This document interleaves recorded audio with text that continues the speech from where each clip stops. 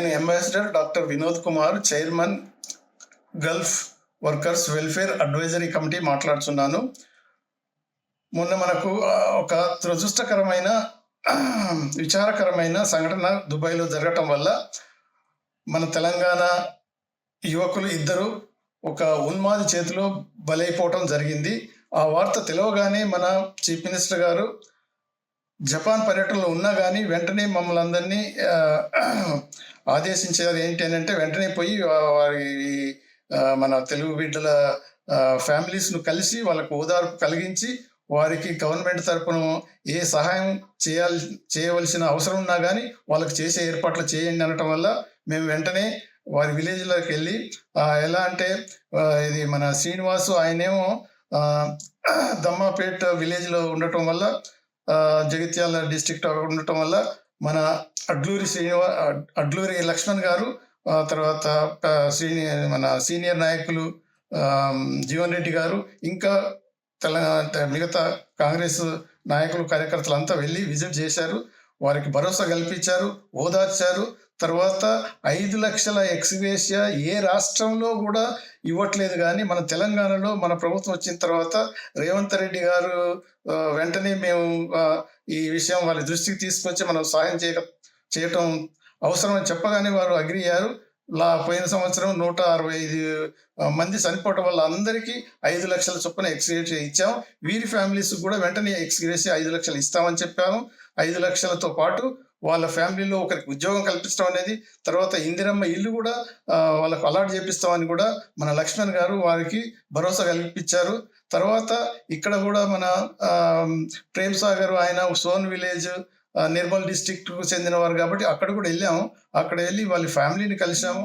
అక్కడ వారికి భరోసా కల్పించి తర్వాత వారికి కూడా ఇటువంటి 5 లక్షల ఎక్స్గ్రేషియా పేమెంట్ చేసే ఏర్పాట్లు చేస్తామని కూడా చెప్పాం. అది చేస్తుంటాము. వారి ఫ్యామిలీలో కూడా ఒకరికి ఉద్యోగం కల్పించడం అనేది జరుగుతుంది.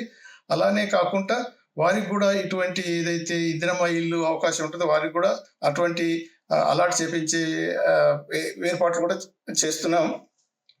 అంతేకాకుండా ఈ వార్త తెలవగానే చీఫ్ సెక్రటరీ గారితో ఒక అఫీషియల్గా మన కన్సులేట్ జనరల్కు ఒక అఫీషియల్ లెటర్ రాయటం జరిగింది ఏర్పాట్లు చేయమని. ఎందుకంటే నేను అంబాసిడర్గా పనిచేశాను కాబట్టి అఫీషియల్ కమ్యూనికేషన్ వచ్చినప్పుడు వెంటనే రియాక్ట్ అవుతాం కాబట్టి దానివల్ల అక్కడ కూడా పంపించాం. నేను వాళ్ళతో పాటు కూడా సంప్రదించి వాళ్ళతో పాటుగా కాంటాక్ట్లో ఉండి త్వరగా ఫార్మాలిటీస్, ఎందుకంటే వేరే దేశం కాబట్టి ఇది ఒక హత్య జరిగినప్పుడు క్రిమినల్ కేసులో కొన్ని ఫార్మాలిటీస్ ఉంటాయి కాబట్టి అవన్నీ కంప్లీట్ చేసి త్వరగా మోర్టల్ రిమైన్స్ పంపించామంటే ఈరోజు ఈ డెడ్ బాడీస్కు బాంబింగ్ అది అన్ని తయారు చేసి ఈరోజు ఫ్లైట్లో పంపిస్తున్నారు. రేపు పొద్దున మన శంషాబాద్ ఎయిర్పోర్ట్లోకి ఆ డెడ్ బాడీస్ వస్తున్నాయి. వచ్చినప్పుడు ఆ మోర్టల్ రిమైన్స్ రిసీవ్ చేసుకొని కూడా అన్ని ఏర్పాట్లు చేశాం. దాంతోపాటు మోర్టల్ రిమైన్స్తో పాటు వాళ్ళ విలేజ్లకు వెళ్ళి మిగతా కార్యక్రమాలు జరిపేటట్టు కూడా మేమంతా ఏర్పాట్లు చేయటం జరిగింది. అది ఈ విషయంలో ఏంటి అంటే ఇటువంటి సంఘటనలు ఎక్కడ జరిగినా మన తెలుగు బిడ్డలకు, అంటే ప్రత్యేకంగా తెలంగాణ వాసులకు, ఈ గల్ఫ్ కార్మికులకు ఎటువంటి బాధలు కలిగినా మేము వారితో పాటు ఉండి వారి అవసరాలు తీర్చనీకి మన ప్రభుత్వం వారికి చేదోడు వాదోడుగా ఉంటుందని తెలియజేయటమే కాకుండా ఈ ఎక్స్గ్రేషియా పేమెంట్ కూడా తర్వాత వాళ్ళ పిల్లలకు కూడా అంటే అడ్మిషన్స్ స్కూళ్ళల్లో ఏ రాష్ట్రంలో లేని 5